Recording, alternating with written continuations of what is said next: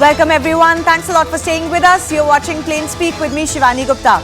Indian government has initiated a crackdown on Khalistani secessionists living abroad. The NIA, remember, has confiscated properties in Punjab belonging to SFJ chief Pannu under Section 35 of the Unlawful Activities Prevention Act. NIA has also prepared a list reportedly of 19 fugitives based in US, UK, Australia, Canada, Pakistan and even Dubai. These fugitives allegedly have been involved in smuggling, terror funding, terror conspiracy against India with support from the likes of ISI, and their properties too are likely to be confiscated soon. Not only this, India is also mulling cancelling the registration of more than a dozen OCI card holders for carrying out pro-Khalistan activities and anti-India propaganda while overseas or otherwise. Now, this move comes in the backdrop of India also suspending visa services in its Canadian missions and directing Canada to cut its diplomatic staff in India. So as India-Canada relationships face this turbulence and there are a lot of actions being taken, Khalistan supporters are now scheduled to hold a rally in Canada today. The protests will be held outside Indian missions in Ottawa, Vancouver and Toronto. Remember, these missions have already been attacked in the past, and Seeks for Justice, the body, has called for attacks on Indian diplomats in Canada. Now, this is the real test of Justin Trudeau.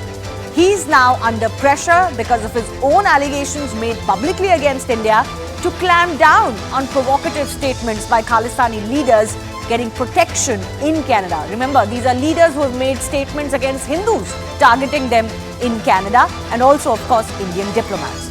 Now, batting for freedom of speech and freedom of protest is one thing, but it meets a limit when you start harassing and attacking others. So will Trudeau stand up for those peace-loving Indian community and Indian diplomats? Will he clamp down on key threats? That's a big question we'll take to our guests in just a bit. But first up, take a look at these visuals. 8 days after accusing India in the Hardeep Nijjar murder case, Trudeau government has probably given us an idea of how clueless they truly are. During Ukrainian President Volodymyr Zelensky's visit, Canadian Parliament ended up praising with a standing ovation an individual who actually served in the Nazi unit during World War II. After severe backlash from Jewish organizations and others, the Canadian speaker took the responsibility and apologized for the grave mistake, but leader of opposition in Canada, Pierre Poilievre, has demanded an apology from Trudeau himself because his office was responsible for arranging and vetting all guests and state visits of this kind. Trudeau, well, has passed off the buck to others, as he has done in past too. Now, Trudeau's very public allegations against India have opened up a Pandora's box of other countries' role in Canadian affairs. For example, the role of China, that was also mentioned by the leader of opposition in the aftermath of the allegations against India. There are question marks over investigations in this regard, while Trudeau has almost staked the Indo-Canadian relationship because of Hardeep Nijjar's killing. So let's break this down. There's an individual called Wei Hu, a 57-year-old father of 3 who lived in Canada and was considered a critic of Beijing. He was allegedly killed by Chinese operatives in 2021. He's believed to be a target of the CCP operation called Operation Fox Hunt. This is a Chinese government campaign to pressure expatriates and silence opponents. Now, British Columbia's INSET launched an investigation into this alleged murder. It hasn't really been declared a murder just yet, but foreign interference is not ruled out by the RCMP. So why is it that Justin Trudeau did not raise this in his parliament when he talked about Nijjar's killing? Similarly, Baloch activist Karima Baloch was found dead in Toronto in 2020. She faced terror charges in Pakistan. She is also believed to be assassinated by Pakistani or some other country's operatives. Karima's death was not even proved as a non-criminal case. And Baloch activists are now unhappy with that. They have in fact reminded Justin Trudeau of, the way he has raised the case of Nijjar. Baloch Human Rights Council has now asked him to show similar concern as he showed for Nijjar. Let me remind our viewers of the kind of threats SFJ US-Canada chief Pannu has been putting out against Canadian citizens and even Indian diplomats. And this is why this becomes important, because this threat now is in the public domain. It is very much being talked about. It is very much in the spotlight. So now the ball rests in Trudeau's court. Remember, Pannu has targeted Indo-Canadian Hindus saying they don't have allegiance to Canada. He has actually said, your destination is India, leave Canada, go to India. Pro-Khalistan Sikhs, he says, have always been loyal to Canada. So, this is that very heady mix of politics with separatism that we see in Canada. We'll, of course, delve into that in just a bit. They've also planned a stir, and this is important, outside Indian missions in Toronto, Vancouver and Ottawa later today, Canadian time. They've also openly announced that the protest is to shut down Indian missions in Canada. Now, how is this group allowed to make such threats against other countries' sovereign missions is the big challenge and question in front of Trudeau. Interestingly, the posters threatening to harm Indian diplomats put up outside a Gurudwara in Canada's Surrey were taken off only because of that global spotlight on Canada's weak response to such behavior. The local authorities in British Columbia finally exerted pressure on the local Gurudwaras and their management committees that are considered to be pro-Khalistani, at least in some pockets, to pull down those posters. And those posters were targeting Indian diplomats, painting a target on their back with their photographs and where they work, etc.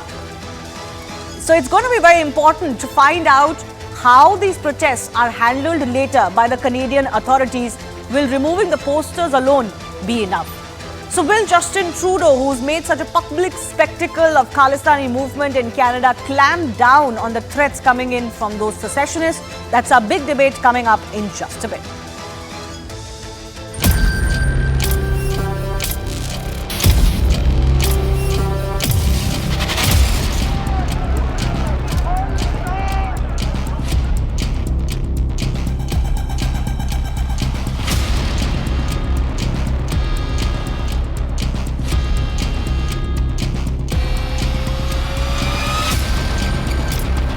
मैं Canada सरकार से कहना चाहूंगा कि कुछ मुट्ठी भर जो लोग माहौल बिगाड़ने का काम कर रहे हैं उन पर जल्दी से अंकुश लगाए, उन पर कार्रवाई करे। भारत जो है सदैव शांति में विश्वास करता है, सद्भावना में विश्वास करता है। भारत पूरी दुनिया को एक परिवार के रूप में मानता है। I believe it's a very baseless. India has never been involved in such activities. India is the one country which is victim of militancy. And India have been calling international community to define the definition of a terrorist. So far, no proper response has come.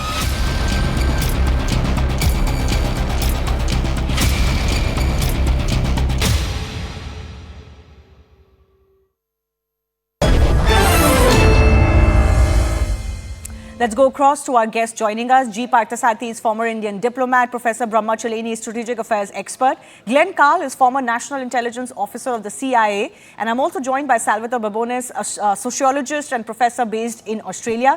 Professor Parthasathy, Mr. G. Parthasathy, I want to begin with you.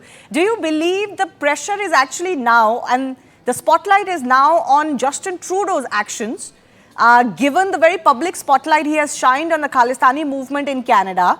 And actually with these protests and these calls against Indian diplomats, Hindu community coming in, now he will be judged on how he reacts and acts on them, because certainly this doesn't fall under freedom of speech and freedom of protest as espoused by him or Canadians. Well, let's me put it this way, that Prime Minister Trudeau is stuck between the devil and the deep blue sea. His parliamentary support and his ability to stay in office depends on 18